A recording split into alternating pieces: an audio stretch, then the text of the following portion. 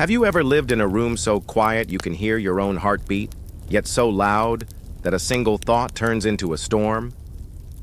That's where Amanda had been living for a long time. She worked from home, alone. The job looked ideal from the outside. No commute, flexible hours, silent space to focus. Inside, it was a pressure cooker.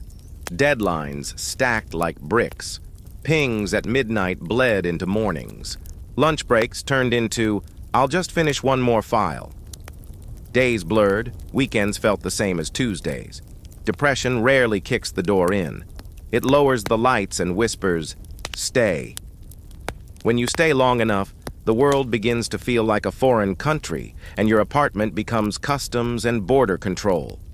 There were reasons this happened, and none of them meant Amanda was weak. Chronic stress tightened its grip. Every urgent email signaled threat to her nervous system. Isolation locked out the small social moments that normally regulate mood. No casual laughter in a hallway, no "you too" in the break room. Her sleep drifted later, then fractured. When sleep goes, thinking gets sticky. When thinking gets sticky, tasks feel heavier. When tasks feel heavier, avoidance seems reasonable. Avoidance buys relief in the moment but charges interest tomorrow. That's the loop. Depression messed with her body too. Appetite flickered. Coffee for breakfast, nothing for lunch, cereal for dinner. She felt a leaden fatigue that rest didn't fix. Headaches, a nausea that came and went, and a tight band of pressure across her chest. But the worst part was invisible, a narrowing of the future. Her brain kept asking for proof life could get better, and then conveniently hid all the evidence. Work suffered. Not loudly, not at first. The quality dipped by a hair. Replies arrived a beat too slow. She triple-checked tiny details and avoided big ones. She told herself, "I'll get ahead next week." Then next week arrived carrying the same backpack. Amanda promised herself for months, "Tomorrow I'll go outside." Tomorrow kept rolling like a wave that never reached shore, until one very ordinary morning, something microscopic shifted. A thought as small as a pinprick. One lap around the block. That's it. She put on sneakers that felt heavier than they looked and opened the door. The park wasn't postcard perfect. The grass was wet with early dew, the paint on the bench was flaking, and her heart tapped a fast rhythm that had nothing to do with exercise. She kept her eyes down, arms close, shoulders forward, the posture of someone who doesn't want to be seen, who is sure that being seen equals being judged. Halfway down the path, a loose edge of concrete caught her shoe. It was nothing dramatic. She stumbled, tried to catch herself, and went to one knee. Not pain, embarrassment. A hot wave flushed her face. The old script ran instantly. "Everyone is watching. You shouldn't have left. Go home." This is what depression does when you meet the world. It puts a magnifying glass over tiny moments and calls them disasters. It turns a stumble into a verdict. Amanda's breath went shallow. Her neck tightened. She scanned instinctively for exits, the gate, the nearest tree, anywhere but here. Then a voice arrived, but not the kind that barks instructions or floods you with false cheer. A gentle, steady baritone, a few steps away, not too close. "I'm here. You're okay. May I help you up?" The man didn't reach for her. He showed his hands, open, friendly, empty of demands. He kept a respectful distance, angled his body slightly away so he wouldn't feel like a wall. With people who are anxious, pressure reads as danger. He moved like he understood that. Amanda froze for half a second, the way a deer freezes at the edge of a road. Her eyes flicked to his face, quickly away, back again. She noticed neutral details first. A clean t-shirt, calm eyes, steady breathing. Her throat tightened. She wanted to speak and found her mind doing the worst trick, going blank. He waited. A real wait, the kind that lets the other person choose. "We can use the bench," he said softly, gesturing toward it. or you can take my hand. Either way, there's no rush. Choices reduce helplessness. Depression steals choice. Safety gives it back. She nodded, barely. He offered his hand like a question, not a command. She placed her fingertips there, then her palm, then let him take a little of her weight. They stood together. He stayed at her pace. "Let's breathe for a moment," he said, exhaling first so she could mirror him. In for 4. Hold for 4. Out for 6. He counted low and slow, his voice a metronome. By the 3rd round, Amanda's shoulders dropped a fraction. "I'm Esperanza," he said after a beat. "It means hope. My grandmother picked it." She almost laughed, but it came out as a breathy exhale. "Fitting," she managed. He smiled, small and ordinary, the way people do when they're not trying to prove anything. "Would you like to sit for a minute?" he asked. "We can just listen to the birds be terrible singers together." Humor, carefully used, tells the nervous system, there's no tiger here. They sat on the bench, leaving a respectful space between them. He didn't stare. He watched the trees the way you watch a fireplace, like you have time. Minutes passed. Amanda's hands trembled in tiny waves. She tucked a loose strand of hair behind her ear and stared at a chipped spot of paint on the bench as if it were a map. When people depressed or anxious meet strangers, their bodies speak. Guarded shoulders, averted gaze, short phrases, exit plans. She had all of it. Without prompting, she heard herself mumble, "I'm not great at people." Another breath. "Depression." He nodded as if she told him the weather. "Thank you for trusting me with that. There's no test here." He didn't ask why or since when. Those questions can feel like courtrooms. He asked something else. Would it help to breathe 3 more times and then try one very small walk to that tree and back? If not, we can just sit. Invitation, not expectation. The nervous system hears the difference. They breathed. They walked to a nearby tree, the one with a knot that looks like an eye, and back to the bench. It took less than a minute, but it bent time. Every step felt like walking through water. "That was enough," he said. "More than enough for a first day." Depression tries to shrink your world. Safety tries to expand it by inches. They didn't exchange life stories. They exchanged a plan.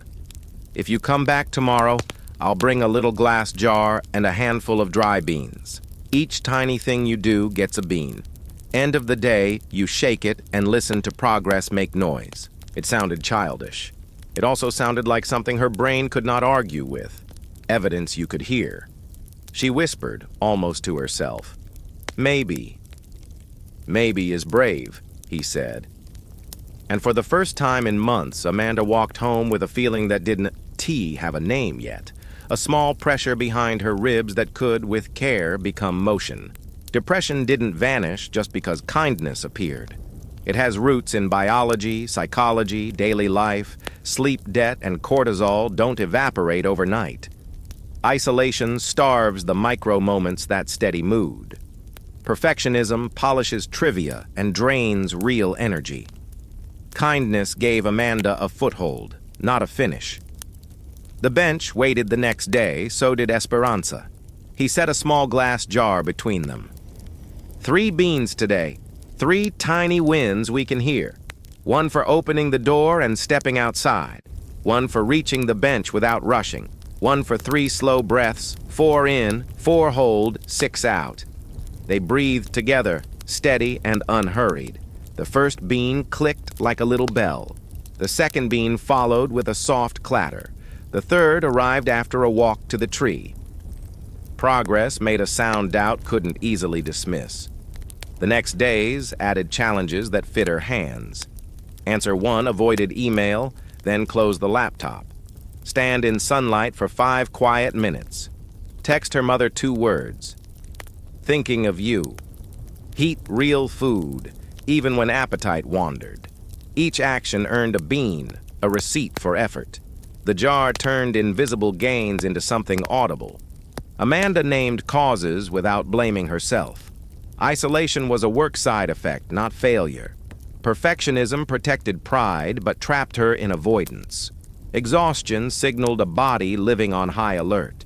Consequences softened by inches, not by magic. Sleep came a little earlier and stayed longer. Focus returned in short morning islands.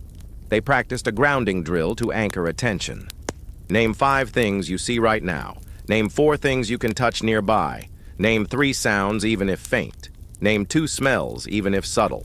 Name 1 taste, even if breath. Ordinary details became lifelines when panic grabbed. A week later, a storm rolled in inside. The jar sat quiet. Shame wrote cruel captions.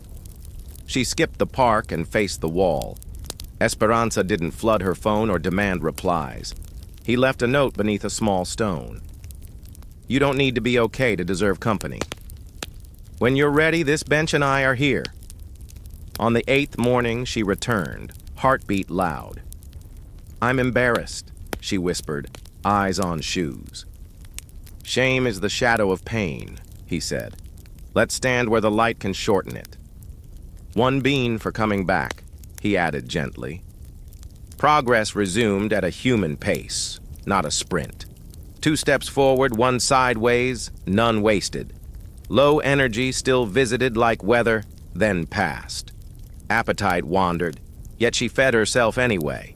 Muscles clenched uninvited, then softened after breathing. Thoughts defaulted to worst case, then checked facts.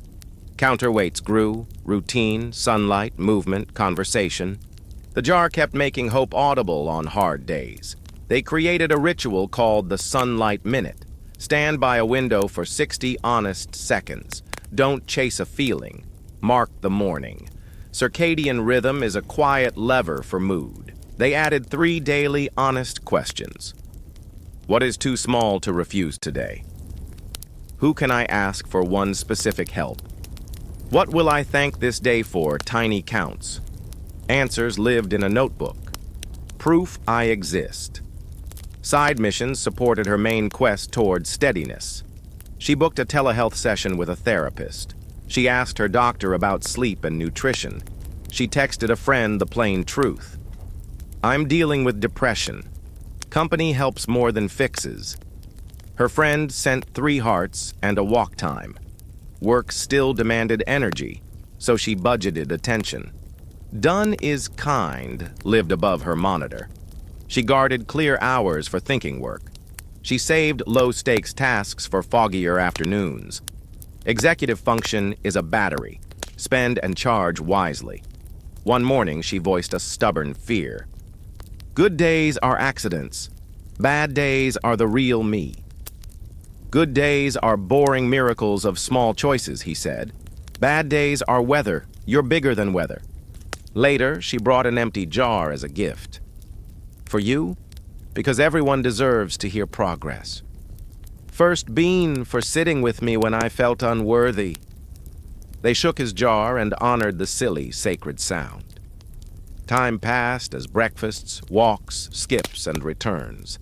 Depression tugged at her sleeve but didn't drive. It no longer got the last word. If you recognize yourself, take 1 gentle step.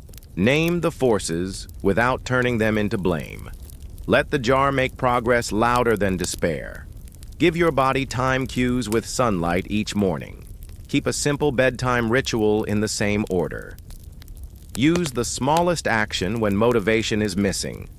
Comment 1 bean when you log your first win. Subscribe for human-first tools and gentle narratives. Share this with someone who needs company, not fixing. If you're thinking of self-harm, call or text 988 in the United States. You deserve help. You are not a burden. We want you here.